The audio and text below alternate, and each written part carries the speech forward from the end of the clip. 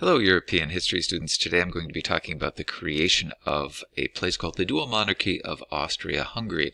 We've been calling this place the Habsburg Empire, or the Austrian Empire, really for hundreds of years, and it has been a main great power for all of that time.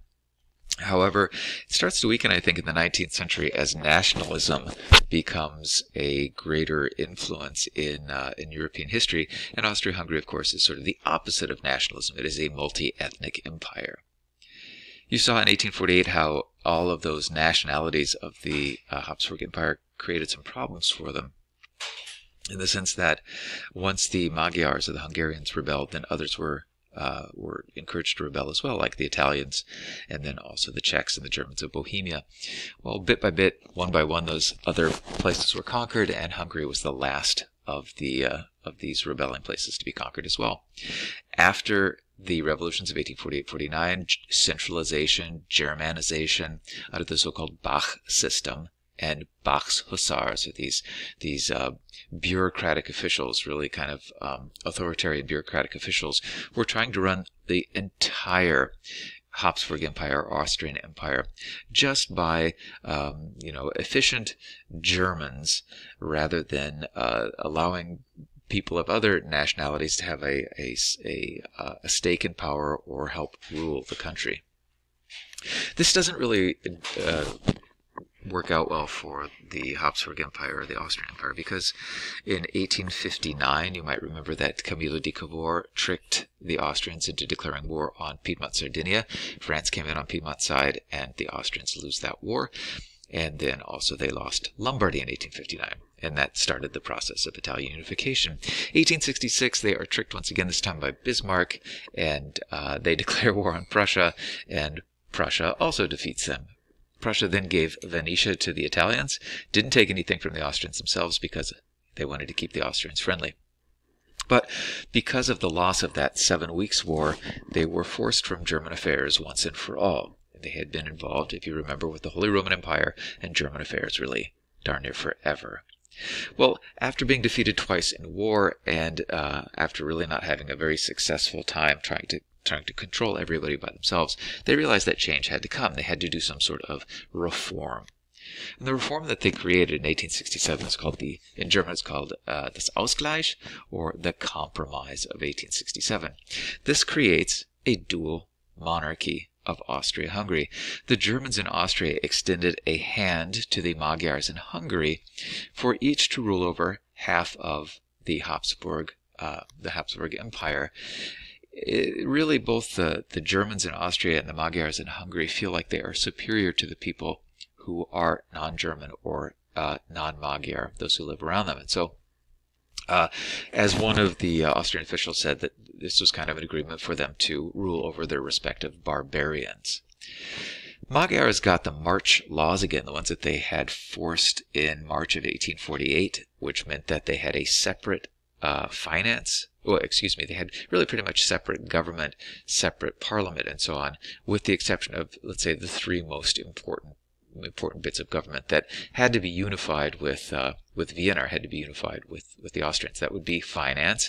The Hungarians can't decide their own tax policy. They can't decide their own foreign policy, can't make treaties with Russia or whatever when the Austrians don't. And then also armed forces. So those three bits and pieces of the government are the same, but everything else the Hungarians get to decide for their half of the empire.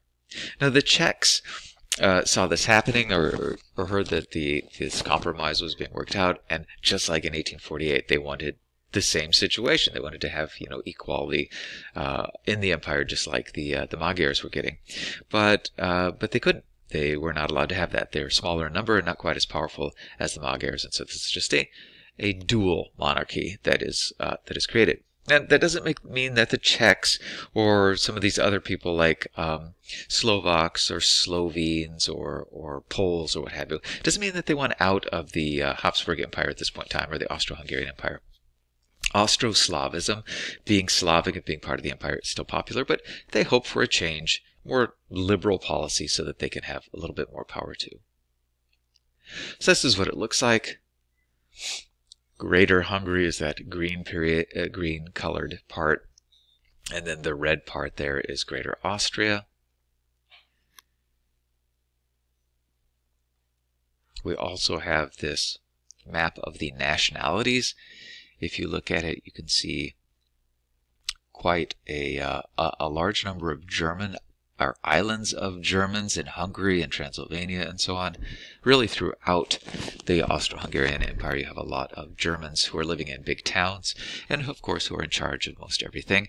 And then, too, you have Hungarians over there in the far east in Transylvania. There's quite a large population of Transylvanians ruling over Romanian people. This is really a problem, to have all of these different nationalities. Luckily for the Habsburgs, these nationalities have not been awakened fully to nationalism yet. Like I said, Austro-Slavism is still popular. It is, though, as you and I both know, it's just a matter of time before nationalism starts to affect these peoples, and they're going to want their own countries, ruled by someone who is of the same ethnicity or nationality as them. Hungary was, or the Hungarians, were really not very sympathetic towards other nationalities that wanted to also experience their own nationalism. They're very nationalistic themselves. They're very proud. They're very chauvinistic. They think they're better than the Romanians and the Serbs and the Croats who they ruled over. And they're trying to rule them once again through the Constitution of 1848, which meant that there was kind of a forced Magyarization of these peoples. If you wanted to do government business, if you wanted to go to school, then you had to learn Magyar, had to use the Magyar language, which is really quite difficult.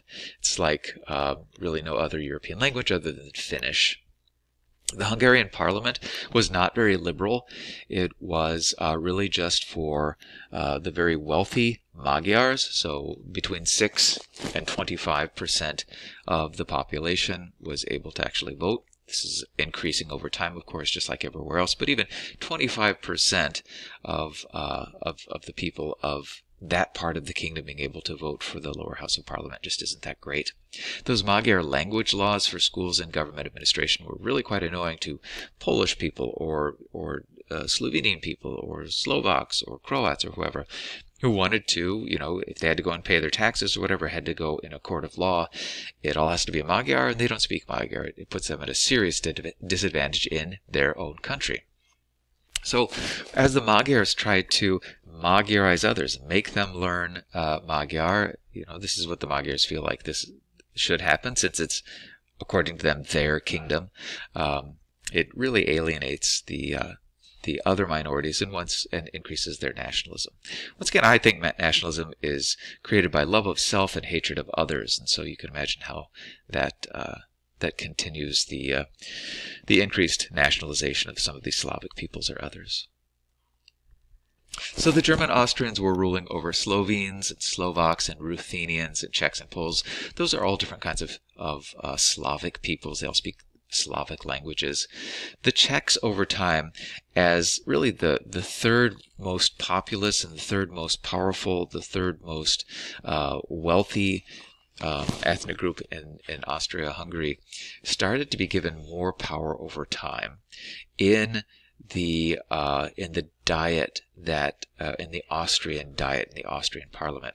And the reason for that is that whenever the emperor, Franz Joseph, felt threatened by Germans in this diet, he started to give the vote to more Czech people to sort of balance things out, kind of like divide and conquer within this Austrian diet. However, up until about 1907 or so, when suffrage was really quite restricted, Germans, out of all these different people, had the largest number of seats in this diet or this parliament, and really kind of ruled over it. In 1907, then, they instituted UMS, and so every man, regardless of their ethnic heritage, was able to vote. Liberalism and nationalism from 1848 all the way up to 1914 continued to grow. Like I said, universal manhood suffrage was established in 1907 in the Austrian half of the empire, in the Austrian parliament or the Austrian diet. They had a political party that was called Christian Socialist. We'll be talking about what socialist means soon. But Christian and socialism in some ways seem to be contradictory, but in other ways, if you really understand the Christian message, they seem to to go along together. But anyway, this is a kind of Catholic political party. And I'll talk a little bit more about that in just a second. Germans and Czechs were at odds with one another in the Austrian parliament. It's the most powerful group with the second most powerful group, and they're fighting in the parliament. It got really, really pretty bad, to the point where parliament was too divided to govern. There are stories of German politicians standing up to give speeches in the parliament, and Czech parliamentarians pulling out musical instruments and playing songs. And when the Czechs got up to speak, you had Germans doing the exact same things. It must have been really kind of odd to have that happen. Sadly, because of the inability of these two different ethnic groups to get along and govern in a liberal way, Franz Joseph, the emperor, had to step in and simply ignore them and started to govern by decree. So in a way, nationalism caused the problem, and then liberalism failed, and so Franz Joseph just went back to autocracy. Franz Joseph himself would like to be an autocrat. He's both King of Hungary and Emperor of Austria as the head of this dual monarchy. He is conservative. He's not a realpolitiker. He doesn't jump around from one thing to another. He's just an old conservative guy. He's got chief ministers who really do most of the work for him, but as a bedrock of the Austro-Hungarian government, you have this emperor who seems perpetually old. He comes into power in 1848 as an 18-year-old, and he's in power until 1916. So he's in there darn near forever. Very 18th century. He doesn't like liberal things. He doesn't like progressive things. He doesn't like modern things. They have the ability, for example, to move towards electrical lighting inside of his palaces. He doesn't want to do that. He likes the old oil lamps or the candles and so on. You can imagine, too, that he doesn't like maybe some things like the newfangled things like the telegraph, being able to contact people so rapidly and have to rapidly make decisions. That can be a problem, for somebody who thinks slowly, let's say. He's conservative, so he loves the Catholic Church. He's very pro-Vatican. You might remember the Vatican didn't like Italy. He doesn't like Italy because some of his people broke away and joined Italy. He's a very pro-aristocrat. I guess you and I would call him really snobby. And the thing that he isn't, though, and this makes sense too, is he is not a German nationalist. He doesn't want, to have a big, greater German state or anything like that. He's German himself. He speaks German as his first language. He's culturally German, but a German Austrian who is the head of a supranational state. So nationalism is like it was for Metternich. Nationalism is for him a threat. Now, he needs a win. He's really had kind of an unsuccessful rule from 1848 until 1867. He's lost a couple of wars.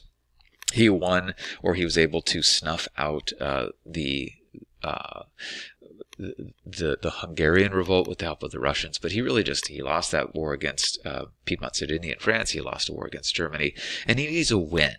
And the place where he looks to get wins are in the Balkans. The Balkans would be the territory which would be to the south and the east of his empire. Here he is, both as a young man and then as an old man. And like I said, for the most part, he just seems like an old man throughout his reign. He, this is just kind of an interesting side. If you're ever in Vienna, you'll hear a lot more about this. But he married a woman who they just didn't really see eye to eye. They didn't really get along. She was more progressive and liberal and so on, and he's kind of an old fuddy-duddy. Her name was Elizabeth. She's the Empress Elizabeth. She has, look at the image there. She has this insanely long hair. She's got a lot of problems, actually.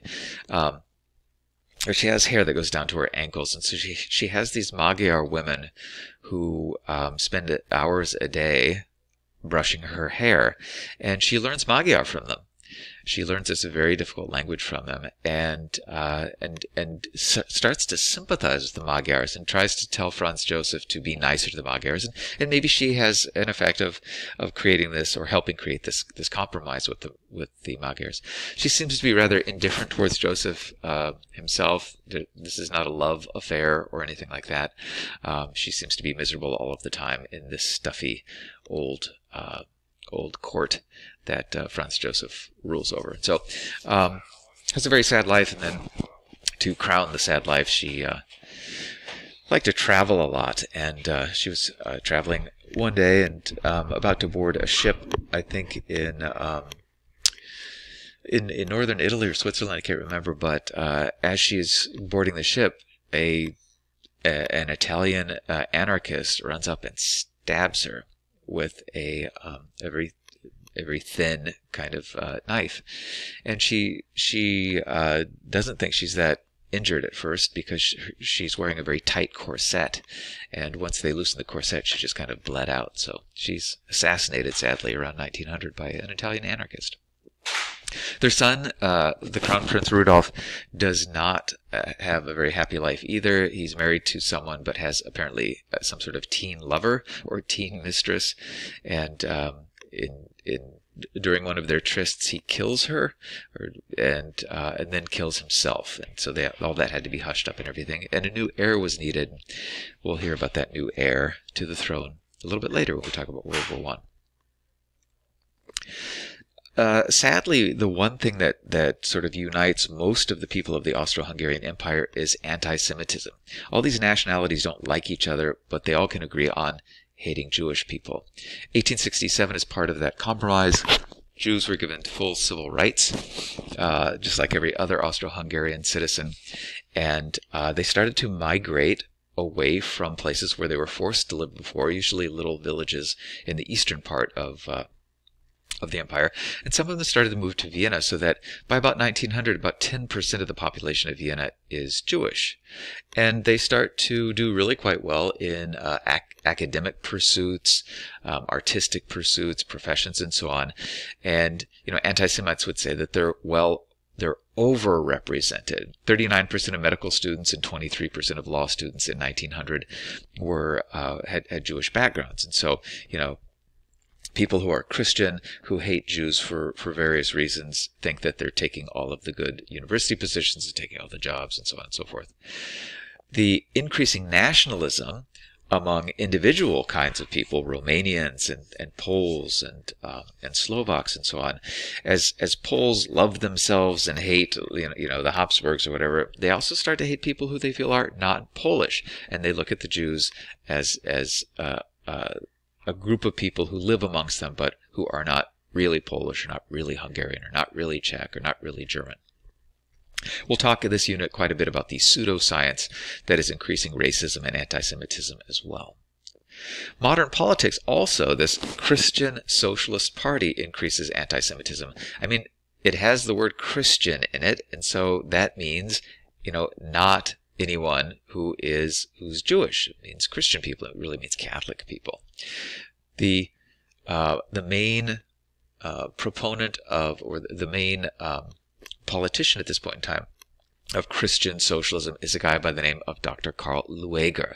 Lueger is elected to be mayor of Vienna in 1897, and he continues to be mayor of Vienna all the way up until 1910, and he gives these very anti-Semitic campaign speeches, and people really like it. People in Vienna really like it.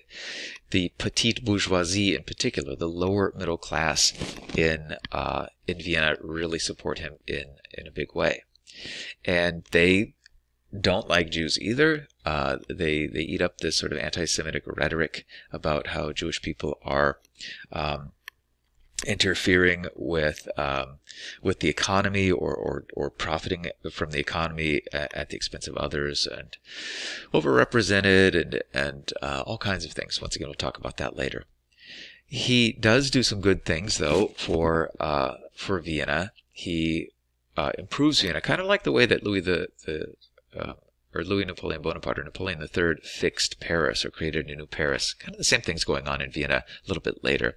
Financing a new aqueduct for clean water, running a city gas works and electricity works and streetcars that are based on helping people rather than, charging high prices and stuff like that, setting up hospitals and asylums, and creating Vienna as a really pretty nice city, nicer than what you'd had earlier in the 19th century, and getting rid of the town wall that surrounded old medieval Vienna, and making the streets wider and boulevards and all that kind of stuff.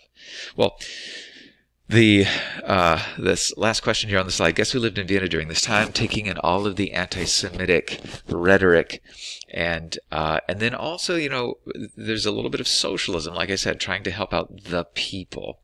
Well, the person who's a young failure at this point in time living in Vienna is Adolf Hitler. So Hitler is getting all of his anti-Semitism from Vienna at this point in time, and then also some sort of socialistic ideas too. When we talk about Nazism, you'll find out that it's really called National Socialism, and so we'll save that for another day. That's what the Bürgermeister, the mayor of Vienna, Karl Lueger, looks like with his mayoral bling. Well, the nationalities in Austria-Hungary were increasingly dissatisfied. They didn't want to break away and create their own countries. They just wanted what you might think a normal person would want. They want local self-government. They want to have a say in their government, be able to vote, do that in their own language, have their children go to schools in their own language, law courts. If they have to go to a law court, they want to be able to use their language and not be disadvantaged by having to use a different language. Local government, the kind of same thing. Nationalities within the Habsburg Empire get more dangerous with a situation called irredentism. And what that is when these people who are within the Austro-Hungarian Empire, if there is a country that they could join that is ruled by people like them, they would really want to do that, but not by moving and going there, but by moving the borders to take away land from Austria-Hungary. For example, Italian people still live in the Austro-Hungarian Empire because not all the Italians went back to, or were able to be incorporated into the Italian state. So Italians would like to move the borders to be included in Italy. Or once a Serbia is established, there are Serbians who would love to be part of Serbia, and this is a really dangerous situation. Austria-Hungary is starting to become what everybody calls the new sick man of Europe. The Ottoman Empire was the sick man of Europe for a long period of time, but now Austria-Hungary is also starting to be thought of as the new sick man. The sickness, of course, is nationalism and being split apart by that. Well, the Balkans did provide a couple of wins for the Austro-Hungarians. Initially, in 1878, as the true sick man of Europe, the Ottoman Empire continues to fade and fail, the Austrians were given control over Bosnia-Herzegovina at the end of a war in which Russia fought the Turks. Makes no sense, I get it, but so be it. They were able to administer Bosnia-Herzegovina starting in 1878, and they did a fine job doing that, collecting taxes and keeping the whole state going for the Turks. In 1908, many years later, after many years of governing this place but not really controlling it, Franz Joseph worked out a deal in which he was able to claim it as part of the Austro-Hungarian Empire. So he annexes Bosnia-Herzegovina in 1908, but this is really the beginning of Balkan troubles that are going to lead us right into World War I. That's why I mentioned this to you. Well, that is it for the Austro-Hungarian Empire. If you have any questions, of course, ask at any point in time. I hope you enjoyed it. Thanks so much. Bye-bye.